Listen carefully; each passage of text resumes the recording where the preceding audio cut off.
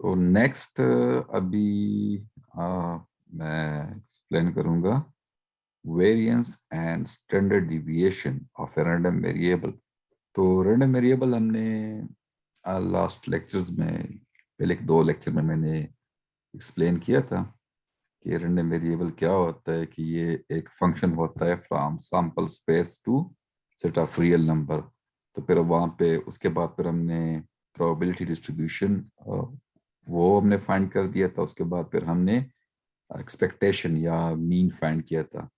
तो अभी इस लेक्चर में हम फाइंड करेंगे variance and standard deviation of a random variable.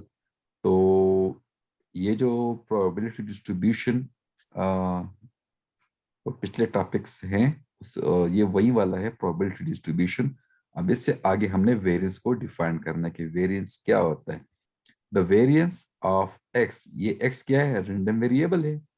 The variance of X is measure the spread और dispersion of X from the mean, के मीन से ये कितनी मतलब स्प्रेड होगी।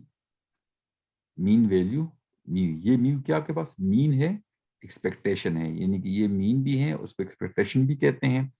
And is denoted as this, ये वेरिएंस को हम डिनोट करते हैं इस सिंबल से। तो आप देख सकते हैं यहाँ पे नीचे एक्स है कि हमारे पास, चूंकि मैंने बता दिया था कि किसी भी सैंपल स्पेस पे हम डिफरेंट रैंडम वेरिएबल डिफाइन कर सकते हैं। तो अगर रैंडम वेरिएबल एक्स डिफाइन होगा तो ये म्यू एक्स होगा, अगर रैंडम वेरिएबल कोई वाई होगा तो यहाँ पे वाई आएगा। तो इट्स मीन के डिफरेंट रैंडम वेरिएबल के करस्पॉन्डिंग यहाँ पे वो सी का वो सिंबल आएगा। तो वेरिएंस का फार्मूला क्या है, एक्स आई माइनस म्यू का square F of X I. तो ये डायरेक्ट फार्मूला है, लेकिन मैं सजेस्ट करूंगा कि आप डायरेक्ट ये वाला फार्मूला यूज ना करें।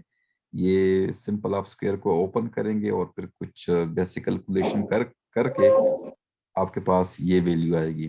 तो वेरिएंस के लिए मैं सजेस्ट करूंगा कि आप ये सिंप्लीफाइड ये वाला फार्मूला यूज कर दें। ये भी कर सकते हैं, कोई इशू नहीं है, बट थोड़ा कैलकुलेशन ज्यादा होगी, इसमें कैलकुलेशन कम होगी।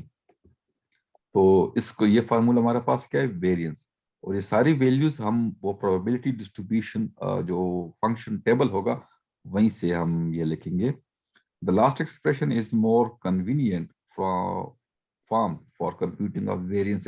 यहीं पे कह रहे हैं कि इस एक्सप्रेशन से आप इजीली वेरिएंस कैलकुलेट कर सकते हैं एज कंपेयर टू ये बाकी रिलेशन जो हैं। और ये तो फार्मूला है वेरिएंस का।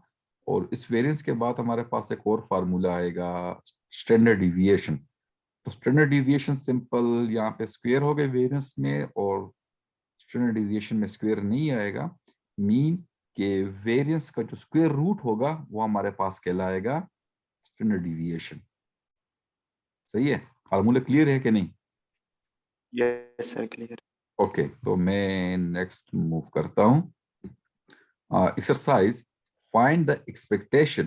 एक्सपेक्टेशन मीन के मीन वैल्यू फाइंड करनी, जो हमने लास्ट लेक्चर में मैंने बता दिया था। एक्सपेक्टेशन फाइंड करनी है, वेरिएंस फाइंड करनी है, और स्टैंडर्ड डिविएशन फाइंड करनी है। और टेबल आपके पास गिवन है।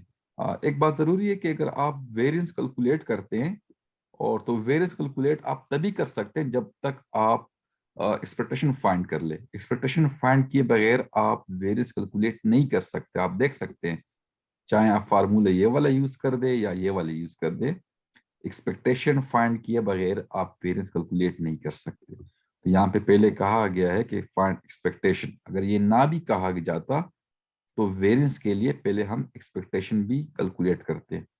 और फिर है स्टैंडर्ड डिविएशन। तो स्टैंडर्ड डिविएशन जस्ट हम वेरिएंस का स्क्वायर रूट लेंगे तो वो स्टैंडर्ड डिविएशन आएगा। ये टेबल है प्रोबेबिलिटी डिस्ट्रीब्यूशन का। आवाज आ रही है मेरी? यस सर, आ रही।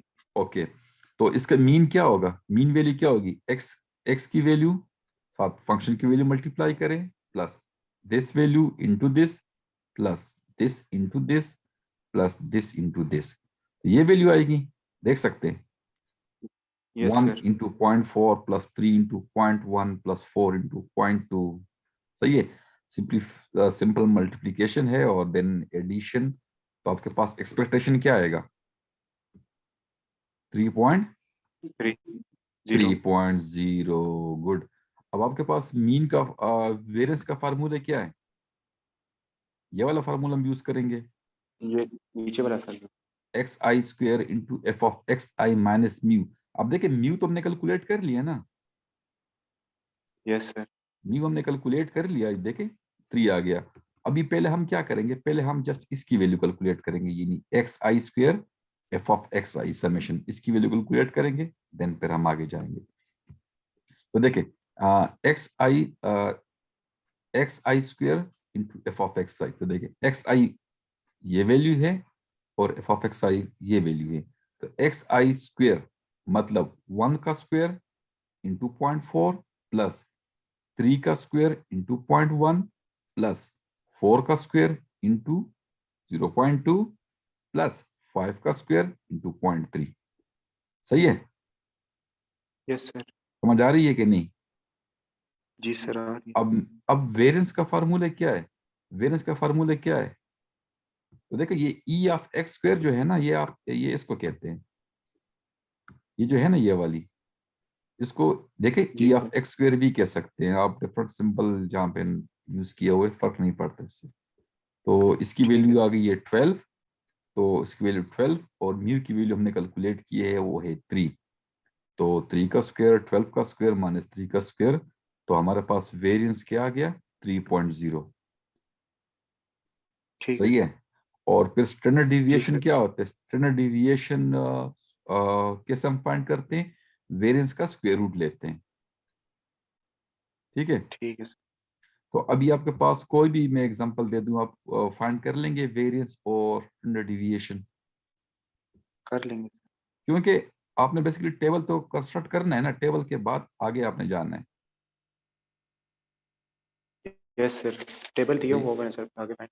नहीं जरूरी नहीं कि टेबल दिया होगा, जिस तरह लास्ट क्वेश्चन में ठीक। देख लिया था एक्सपेक्टेशन के लिए और प्रोबेबिलिटी डिस्ट्रीब्यूशन के लिए, हम पहले टेबल फाइंड कर रहे थे, देन फिर आगे हम जाके प्रोसीड कर रहे थे। इसमें सर इस तरह क्वेश्चन आ सकता है कि हमें वो क्वेश्चन उस तरह दिया हो, फिर उससे हम टेबल फाइंड करें और उसके बाद हमने ये चीज़ भी फाइंड एग्जैक्टली करनी हो तो। एग्जैक्टली एग्जैक्टली, क्योंकि टेबल बनाना तो मैंने सिखाया था, प्रोबेबिलिटी डिस्ट्रीब्यूशन कैसे लिखते हैं आप।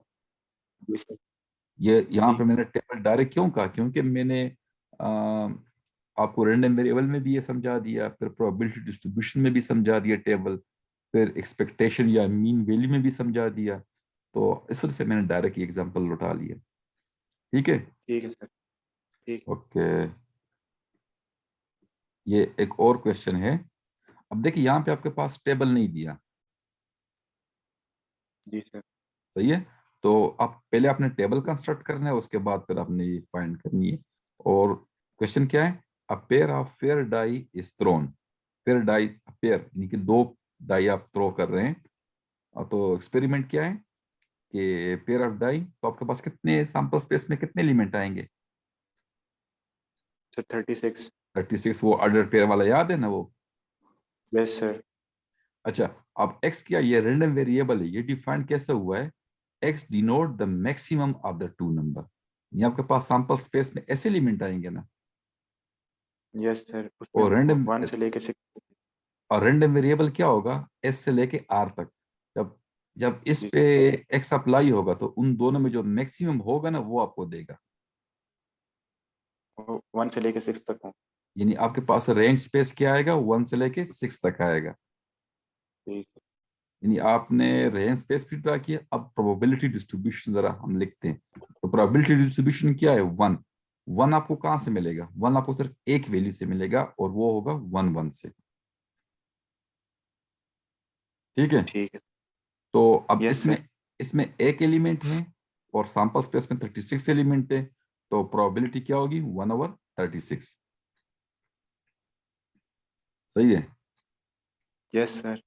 और नेक्स्ट 2, अब 2 आपको 2 वैल्यू से 3 वैल्यू से मिलेगा। इन दोनों का मैक्सिमम 2, इनका मैक्सिमम 2 और इनका मैक्सिमम 2, तो 3 वैल्यू आ गई ना, यस सर। और टोटल ओवर 36। सही है? Yes sir. अब f ऑफ 3 यानी मीन आपको 3, अब आपको 3 इन वैल्यू से मिलेगा। इनमें से जिस पे भी ठीक है x अप्लाई होगा तो आपको वो 3 देगा। इन मैक्सिमम वैल्यू क्या है, 3 है। सही है। मैक्सिमम। ठीक तो है सर। फंक्शन की वैल्यू क्या आ गई, 5/36। इसी तरह f(4) कैलकुलेट हो जाएगा, यस सर हो जाएगा। f(5) भी हो जाएगा, f(6) भी हो जाएगा। f(6) भी हो जाएगा। उसके लिए इसके लिए आप, मैंने आपको समझाया था कि आप लोग वो कैसे लिखेंगे। कुछ याद आ रहा है कि 1 2 यस सर।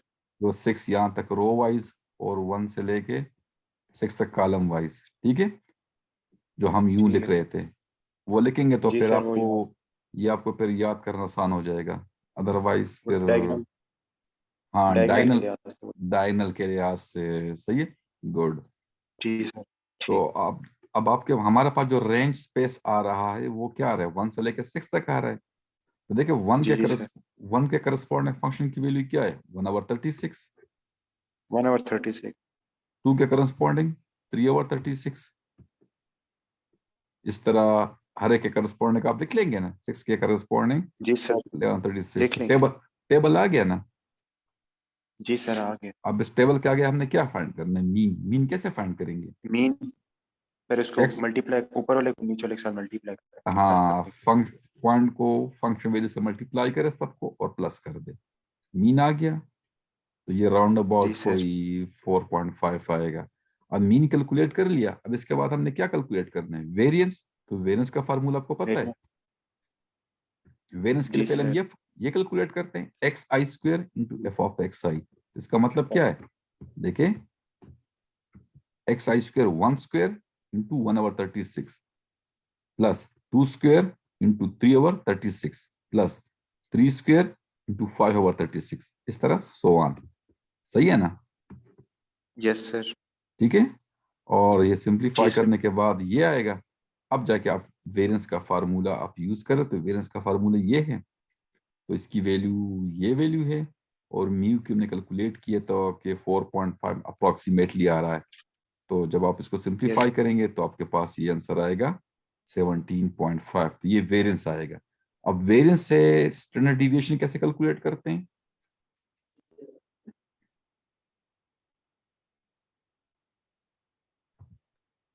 अंडर रूट लेंगे सर अंडर उसका। रूट लेंगे तो स्टैंडर्ड डिविएशन आएगा। सही है।